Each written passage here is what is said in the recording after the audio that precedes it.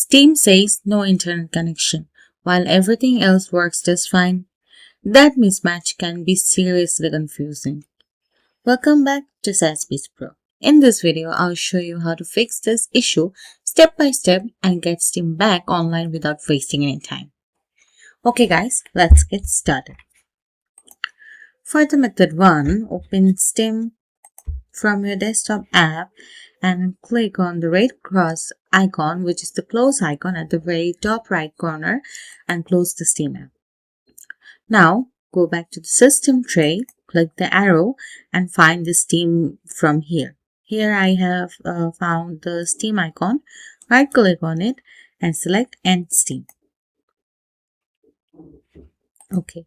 Now in this right click on the taskbar. From here select Task Manager. Give some time to load. Inside the Task Manager, click on the very top search bar and here type Steam. As you can see, my any kind of result doesn't appear because we have end the task. But if any kind of filter appears here or any kind of Steam application appears here in your screen, just right click on it and select End Task. Okay, now close the Task Manager. In the search bar, type Steam.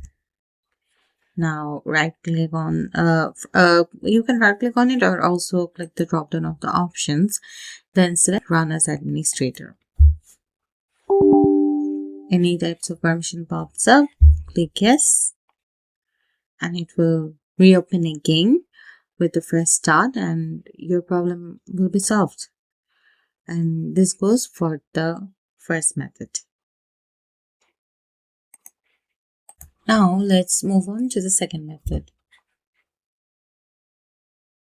Open Steam app from your desktop and at the very top left corner you will see a Steam option. Click on it. Now from the drop down select Settings. Here from the left side menus select Download. Then from the options in the download section scroll down and found the option Clear Download Cache. From here click on Clear Cache and click on Confirm. It will reopen. Now select the account from here and log in with it. It has cleared all the unnecessary cache files it has holded, and now it's logging back in with a very new start and your cache files are not there anymore. Okay, give some time while it's load and you'll be good to go. Now let's move on to the third method. For the next method, in the search bar type Allow an app through Windows Firewall and click on it. A new window will pop up. From here, find the Steam application.